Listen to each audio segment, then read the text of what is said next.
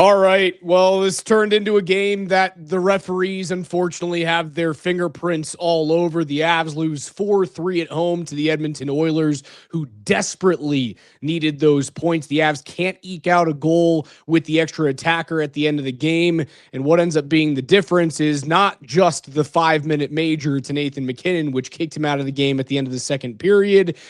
A 5-minute major. Edmonton doesn't score on that one. They score on their next power play after a high stick, a gorgeous goal from Leon Draisaitl and Connor McDavid. Turns out when you give the best power play in the world 11 minutes on the 5-on-4, they're going to score multiple times. Avs lose 4-3. Between the pipes, Mark Springer, Alex Ryanemi. This game should piss you off right now. And unfortunately, an elite matchup, an elite offensive matchup was taken over by the guys wearing the bands tonight. We will get to all of the little things that happened in this game, how horrendous the Burns and Manson pairing was this evening. The Avs score a power play goal and look pretty darn dangerous on the power play, almost score shorthanded a couple of times. But we start with the call that defined the game, Mark Springer. Avs on a power play, final minute of the second period. Nathan MacKinnon drives the net. Darnell Nurse makes contact with him as MacKinnon is getting to the near side post. MacKinnon then launches into the air, trying to get out of the way of Connor Ingram, but he hits him directly in the head, and it was a violent collision. MacKinnon thrown out of the game and a 5-minute major assessed. Yeah, I would say that the number one reason that the Oilers won this game and that the Avs lost was because the Avs didn't have Nathan MacKinnon for the final 20 and a half minutes of this game. And why do they not have him for the final 20 and a half minutes of this game? Because he gets tossed. And I don't think he should have been tossed. I think the vast majority correctly agree that he should not have been tossed to the game. Like, okay, give him 2. I get it. You're in control of your own body. I'm calling 2. I thought 2. And I felt like a late major call. And, and they pointed it out on the broadcast, and sometimes you just do that just so you can review it and you can make sure. Just because you call a 5-minute major in a game misconduct doesn't mean that you have to stick with that. Better safe than sorry. Go review it. I don't know, man. First of all, Darnell Nurse is riding him. I will say Nurse does make a good little poke check to get that puck. Certainly. So that's a legal play from him. And he's not trying to push him into Ingram. Just so happens that's where the play goes down, near the crease. Look, send pucks towards net.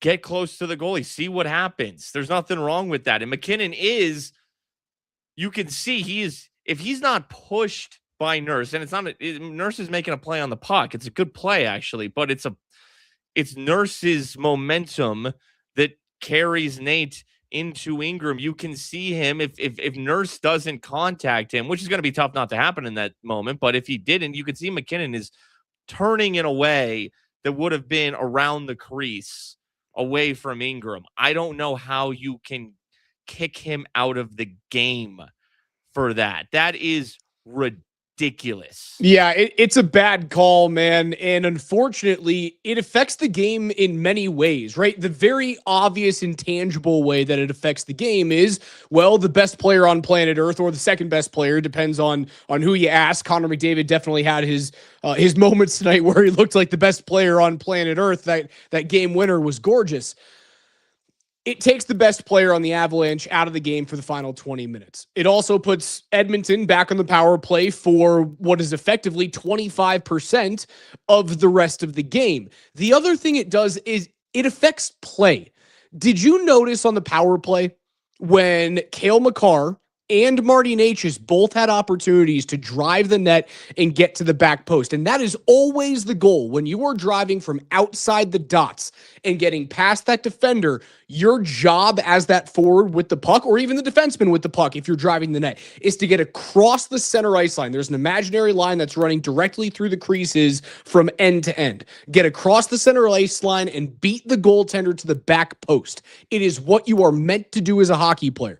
And 2 guys who are very good at doing that and very fucking fast don't do it in the third period while on a 5-on-4. Why? Because they're scared to. Not because they're nervous they're going to get hit. Not because they're nervous they're not going to score. Because they're nervous that a referee is going to make a game-changing call. Both Makar and Natchez had the opportunity to drive the back post, and it was blatantly clear that they weren't going to do it because of the call that was made at the end of the second period. It sucks, right? That's a great point. It sucks. I saw you tweet that. It's a great point. That very much so did happen, and you, at the very least, can correlate it to the call on MacKinnon and a precedent that was set, therefore, for the rest of the game. And you can't afford to lose anybody else because, you know, Zakhar Bardakov was playing on the top line. Well, you were missing Ross Colton, too. Yeah, and Ross Colton had to leave this game after scoring the opening goal. So you're down Ross, Nate, Gabe, and Lehkonen. That's 4 of your top 7 because Colton's your 7. He's your best in the bottom 6. So you're down 4 of your top 7. And now Bardakov's playing with Nelson and Kadri. Look, credit to them for fighting. Sam Malinsky, great shot. Nichushkin, great tip and cut. Nichushkin, good thing they didn't trade that guy. Yeah, no doubt. He looks just like his old self literally since the trade deadline. That night in Dallas, and it hasn't stopped. It was what it probably was, and that was just a month and a half goal-scoring cold spell. Wasn't super noticeable in that stretch, at least like he usually is. He's been back to that since the deadline. Yeah, I mean, that's the fight. They would have fought. If you had Nathan MacKinnon, even if you lose a Ross Colton, if they had Nate out there, that's at least a point. That's a classic Avs overtime, maybe shootout game. But because they decided to toss Nathan MacKinnon, you only have so much ammo against, a team that can throw that McDavid to Draisaitl to McDavid shit on that power play, which what a fucking play, man. Your cap, that's as good a power play goal as you'll see. Yeah, it's unbelievable watching those guys run a power play. It is constant movement. You never know. What's crazy about that power play is I never know where Connor McDavid is, which is insane, right? And I think that's the main difference between the Colorado power play and the Edmonton power play, where you do have, again, a glut of lefties on the Edmonton power play and a glut of righties on the Colorado power play. Edmonton just moves constantly. They move. He can be on the off wing. He can be on his strong wing. He can be behind the net. He can be in the bumper. He just rovers around the entire time. The only guy who kind of stays in his own spot, like Evan Bouchard stays at the top, and Leon Draisaitl stays in the offside wing. And then everyone kind of like moves around outside of that. I know Zach Hyman likes to stick his ass in front of the net too, but that little give and go touch from McDavid to Draisaitl was a thing of beauty. And it's unfortunate because it's the game winner and you always want Colorado to come out with points. I agree with you, man. At some point, you have to tip your hat to what is the best power play in the league and has been the best power play in the league for 8 straight years? Dude, like that's how Edmonton wins games. Do you know what their 5-on-5 goal differential is this year? I'm going to assume not great. -13. They are -13 in 5-on-5 goal differential, which is good for 21st in the league. Do you know what Colorado's 5-on-5 goal differential is? +1,000,000. +79. Pretty good. +79. The next best team in the NHL at 5-on-5 goal differential is Tampa Bay, which is 43 goals shy of what Colorado is right now. It is the book on Edmonton. If you take penalties or if the referees want to give them 5-minute majors, that's how they win hockey games. They're not good enough to play if they don't play 5-on-4. They're just not. Well, they're the reverse Avs. And hey, it goes to show that 5-on-5 is more important than power play at the end of the day because, Colorado, hey, nice 2 points here for Edmonton tonight, but you're still like 20-ish points back of Colorado in the overall standings. Avs power play, and I got a couple. I want to mention something else, but maybe leads to a bigger thing about that Oilers power play. Avs power play, the first one they get in that game, or the Natchez power play goal. The Natchez power play goal. It all starts kind of with this set play. And it's again Nature's high left, MacKinnon low left, but MacKinnon, he tries to do his stuff, but Kadri, and you talk about crashing on that weak side, it's a set play where Kadri knows, okay, I'm crashing. So we've determined Nate is going to try to stuff this in. Maybe there's going to be a rebound on the far side. Kadri crashes immediately to get there. That kind of creates all the chaos that leads to Nate just being able to score. So it goes in perfectly with what you're talking about. Avs not crashing in the third period after MacKinnon got ejected. And you know, it shows Kadri's explosiveness. I love Kadri. Kadri's so quick, right wing to net front, and he's a prick, dude. Like, he will jam his stick in there. You know, Brock Nelson is too nice. You know, Nazem Kadri will get in there. He doesn't give a damn. He doesn't give a fuck. So great screen for MacKinnon. Yeah, great screen from MacKinnon. I thought that Nichushkin did a great job a few times tonight of making sure he was getting net front. That led to a couple goals. Okay, back to that Oilers power play, man. It's because of a Nick Waugh high stick.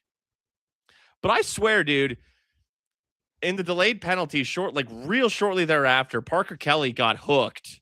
He didn't get hooked. You know what happened on the delayed penalty? Did he get high stick? Something happened. Fucking Tristan Jarry was leaving the net. Parker Kelly is trying to forecheck the puck, and Tristan Jarry steps in front of him and puts his right elbow out. It should have been interference on the goaltender leaving the net. I knew I saw something, and then Kelly, dude, I'm so glad someone else saw it. Like, what the heck?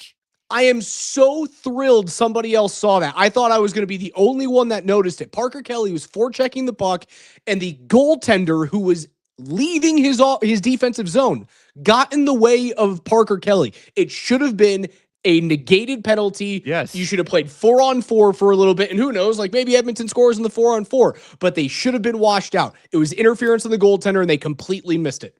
Which brings us to the larger thing of, yes, the MacKinnon ejection, and then this Kelly no call, and the second period. My goodness. Nas got pushed into Ingram. Brock Nelson got called for a holding of the stick where there was bad call. Holding of the stick. What? Overall, that might have been the worst officiated game I've ever seen. Poorly officiated hockey game. And I'm like, that was just that bad. Yep. There's no two ways about it. It was a poorly officiated hockey game. Now, it doesn't get in the way of a couple of things. The Burns and Manson pairing was atrocious. They were as terrible as I've seen them. Like, Manson had to save a goal from Draisaitl on that 2-on-1. Mm-hmm. Burns was getting absolutely roasted around the outside the entire game. The second goal that goes in, the first and second goal, where are you going? First off, on the zone entry on the power play, for what reason, when the puck goes outside the hash marks, are you as the inside defender? The inside defender. Why are you going over to the half wall? You've been in the league for 25 fucking years. What are you doing? Mm-hmm. So he goes to the half wall. He vacates the middle of the ice, wide open in front. Blackwood has zero chance. And then the next one that happens, you get the puck behind the net, and I'm okay with you throwing a panic backhand up the wall. Like, I really don't care. It's on the wall. It's in a cold area. But you know what you have to do? Because you are now the weak side defenseman when you go around the net, you become the net front defenseman. So what you do when the puck comes off of your stick, shut down and get to the middle of the ice. Instead, for some reason, Burnsy just follows it into the corner.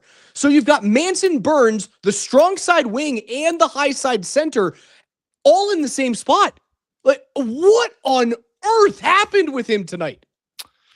Well, that the second one starts with him not cleanly corralling that puck, and then he kind of panics and just shuffles it up the board. And then, good breakdown on how he's out of position afterwards there as well.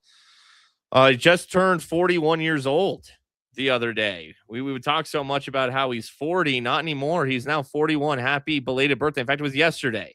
Happy belated birthday, 41st birthday, Brent Burns. I guess, look, he's been real clean all year. I've liked him most of the year. I really have. I thought he had a terrible game tonight. I've liked him most of the year. You hope that's not the 41st birthday curse where 41 is too much. And because it was a bargain signing. I mean, $1 million, too good to be true the way he's been playing, to be honest. He's played like a $3 million player. He's essentially a $3 million player because he's hit incentives in terms of games played that will make him a $3 million cap hit. Some of that will be used this year and some of it will be used next year. Although there are some cap gymnastics, Spring, that they can play with right now to try and eat some of that overage. Okay. Well-deserved, Brent Burns. And shout out for bonuses that don't count against the cap. We love that.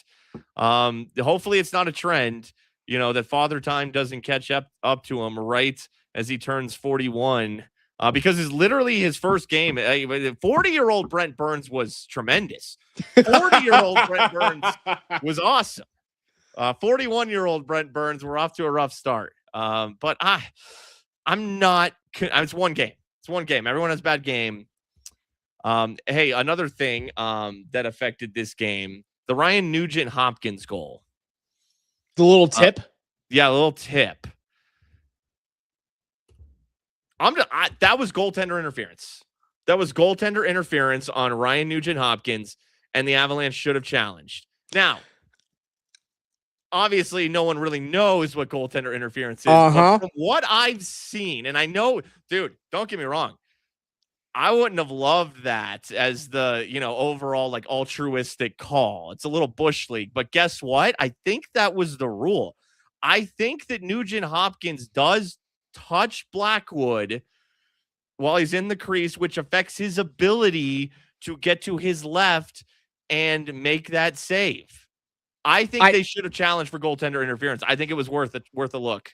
See, at that point, though, you're down 3-2, 5 minutes into the second. You have the best power play in the league over the better part of the last decade. But if you're right, it stays 2-2. If you're right, it's 2-2.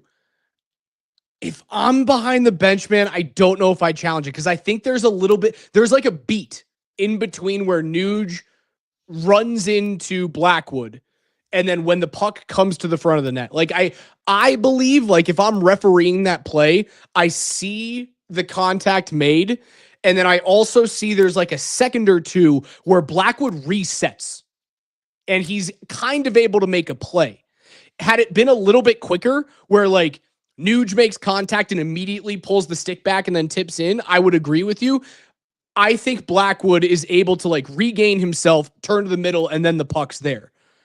I don't know if it would have been overturned. I think it was close enough. I mean, and so there's a couple of ways I want to phrase this, but I'm looking at a couple of comments in the chat. So let me phrase it like this, okay? If that same play was an Avalanche goal, what do you think would have happened upon review? They would have overturned the shit out of that.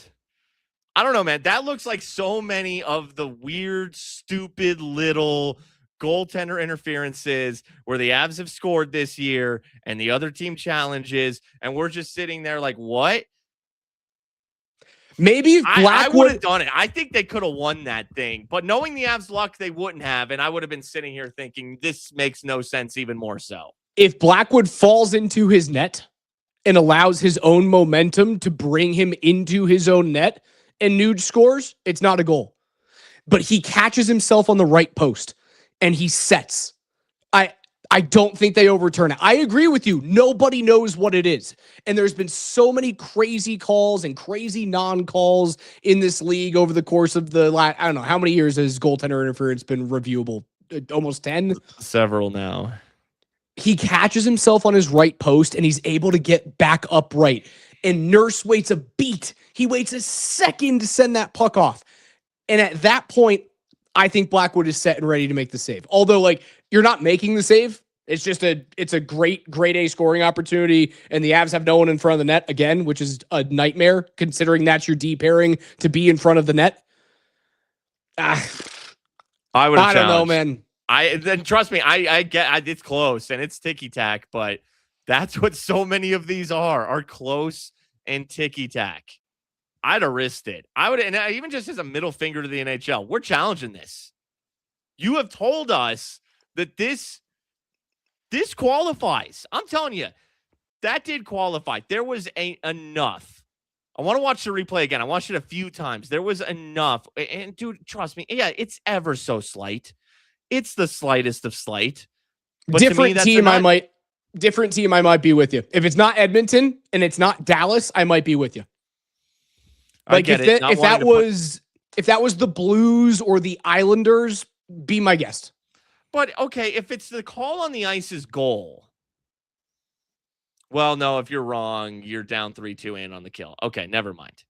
Okay, and then you're putting a 35% power play out there against you. And it could be 4-2. Like that might be the decision that ends the game.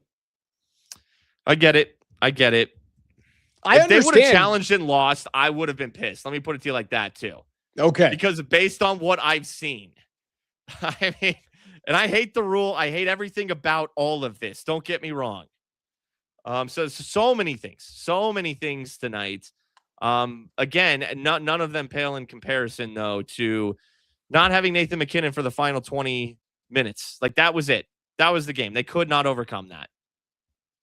That was the story, and it snaps a 5-game winning streak, which is unfortunate. You beat some good teams in there, right? You beat Dallas and Anaheim on the road. You came back to beat Minnesota. You still haven't lost a game when you've led after 2 periods, which is just insanity this year. You killed off a 5-minute major in the beginning of the 3rd period for 4 minutes and 5 seconds of it or whatever it was. Great kill, and you score right after it, right? Like you did the right things to win the hockey game tonight, and I think you can get into the locker room and go, fellas, this is okay. Like, don't worry about it. There's a couple things we need to clean up.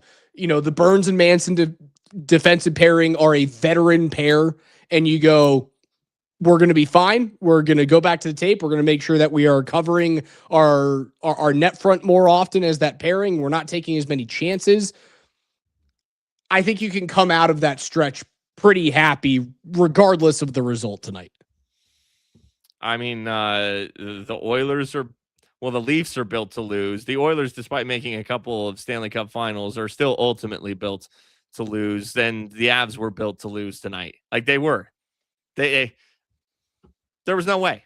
It was an unwinnable hockey game tonight. At Seattle. You know what tonight was? Tonight was the Oilers. No, the refs. Let me correct that. That was the refs intentionally fouling the Oilers. Like Bam Adebayo? No, the Avs. Like Bam Adebayo. Like the Heat. To try to just get him to 83 points. The refs willed. They willed the Oilers to victory tonight. They were not to be denied. You couldn't do it. Final boss, highest level, cheat code, unbeatable. That's what that was tonight. They got Bam Adebayo'd. They'll have Seattle and Winnipeg coming up on Thursday, and then Saturday afternoon on the road.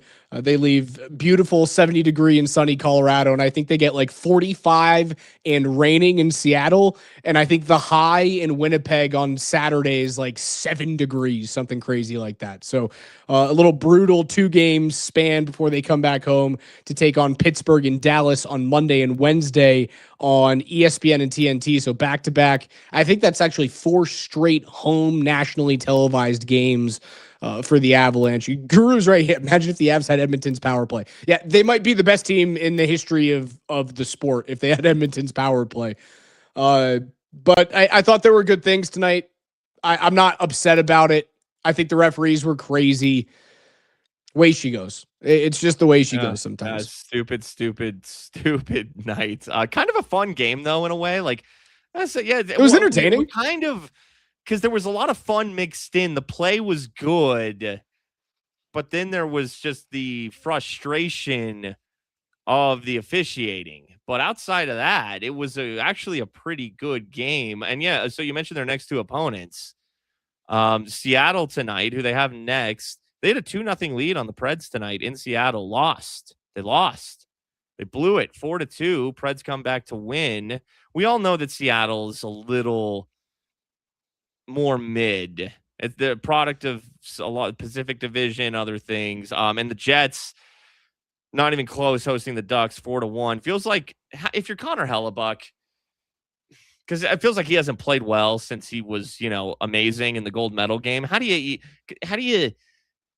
get yourself up for these Jets games? I'm not sure. They were close to getting into that 8 seed like 3 or 4 games ago because they got pretty hot and they've cooled off. They are now 5 points out of the final wild card spot. No games in hand for Winnipeg. So still technically alive, but they'd have to jump over 4 teams, not 3 teams, 4 teams to get into that wild card too. I think they're kind of dead in the water.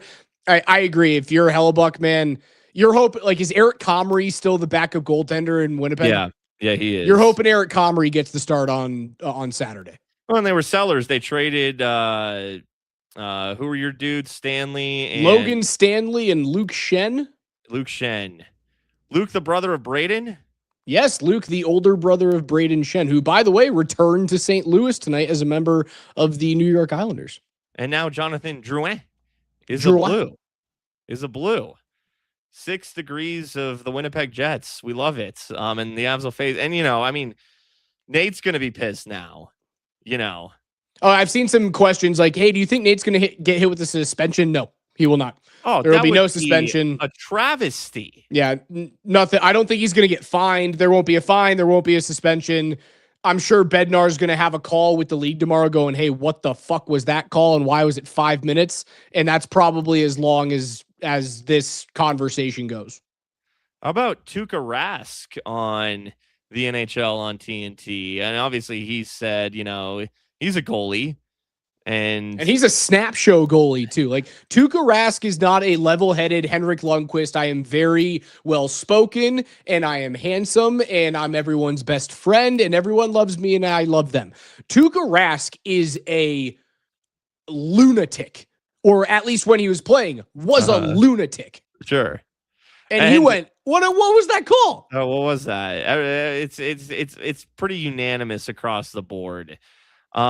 Also, just Tuukka Rask on the NHL and TNT. Wasn't expecting that. All right, Tuukka. I thought he was great. I thought he was great too. I wasn't expecting. It's funny when they said Tuukka at the end of the first period.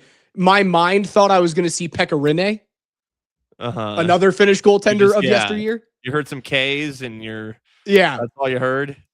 I thought Tuukka Rask was excellent. Again, maybe it's because he thought the call was bullcrap as well. Like, what was really funny? He threw shade at Miles Wood. Did you hear that?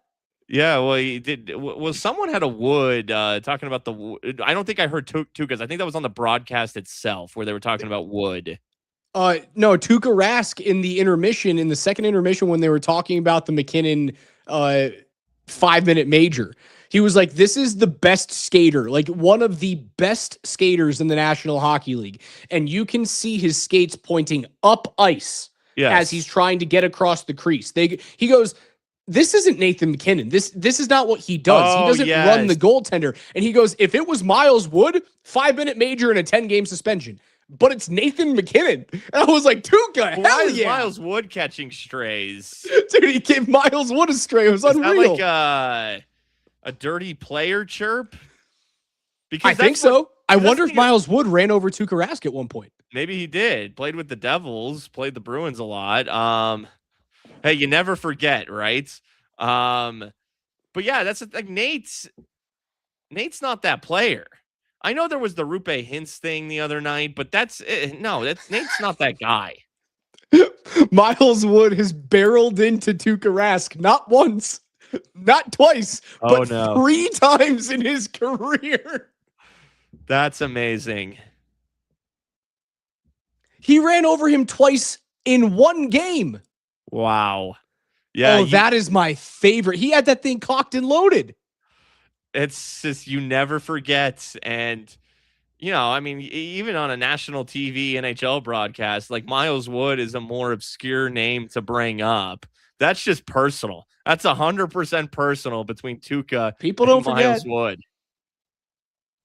Man, that is fantastic. I love that. They need to get now. I would click on a video if TNT does a Blue Jackets game and we can get an interview between Tuukka Rask and Miles Wood. I would enjoy that. I would watch that video. If he was Miles Wood, give him a 10-game suspension, but he's not. That's my favorite thing they could have had today. Miles Wood, he's really dirty. That piece of shit. Also, didn't someone like kill Josh Manson's father on the broadcast today? Yeah, I thought I heard it like early on in the second period. Asking, did he mean his mom? I think he meant his mom, but he was like, yeah, his late father. And I was like, did Dave Manson die on the bench? Yeah. I think he meant his mom. Probably. You know what? It was entertaining all around. It was a fun TNT game to watch. It was a fun hockey game. And unfortunately, the result got muddied by the referees. It is a shame because from start to finish, it was an entertaining product tonight, despite what my eyes say. I know I look very tired.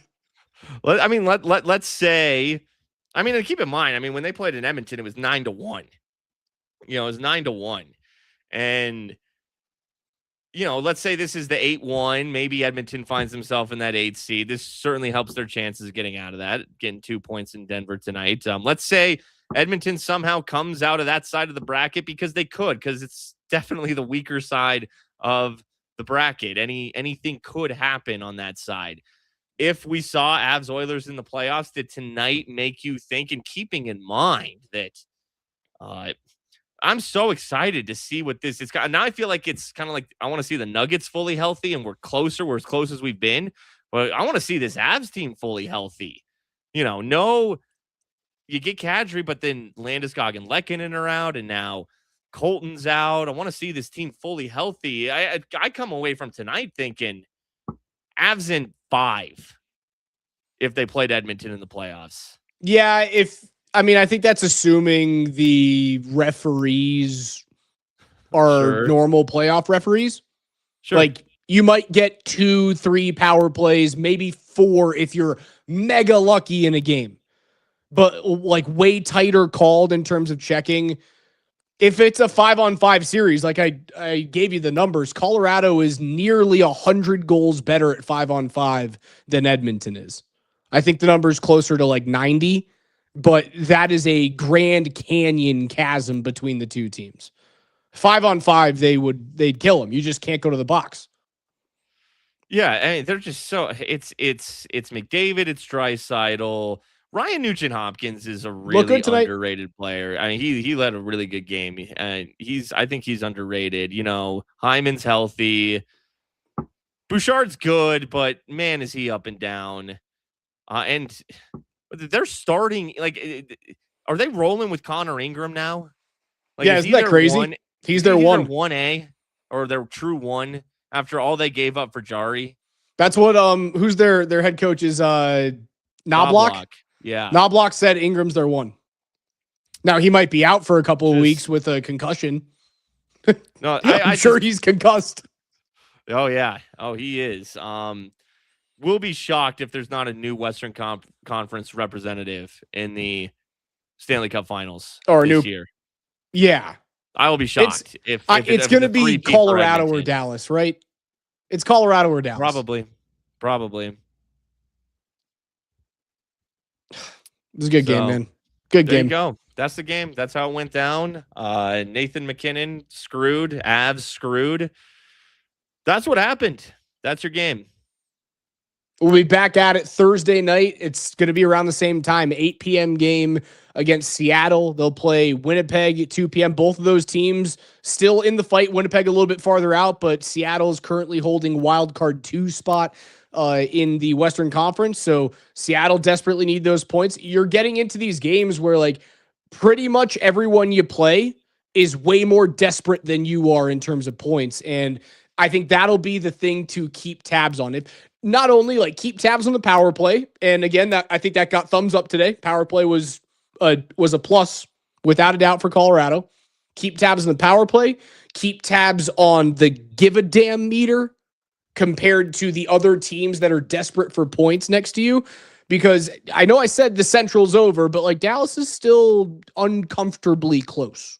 It's so dumb. It's the dumbest thing. I mean, how many times this season, and especially now, as we get closer to the end, it feels like it should be virtually impossible at this point. But nope, they're like a snake.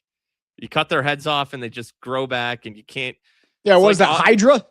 Yeah, it's like Austin Powers, that chick he falls on off like the 5th story, and she won't die. And he says, "Why won't you die?" That's the stars. They won't die. Oh, goodness.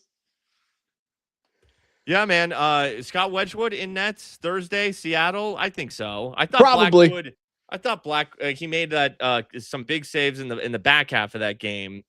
But I think Wedgwood's so hot. Seattle's the better of the two right now, and it's his turn. I think it's Wedgwood on Thursday. Yeah, I'm playing Wedgie on Thursday. Blackwood got better as the game went on, and he made some grade A saves that kept this game either tied or within a 1-goal game for you. He was, I don't know if he could have done much in the first period with how bad that defending was in front of him.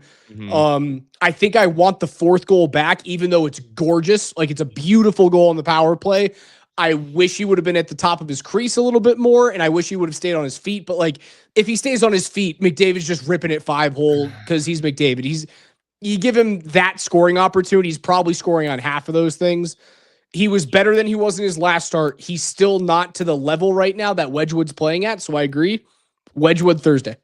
But don't feel like you have to play Wedgie again Saturday. Like, I'm fine throwing Blackwood back out I think on Saturday. Winnipeg's a good next start for Blackwood. Winnipeg's weaker right now than Seattle.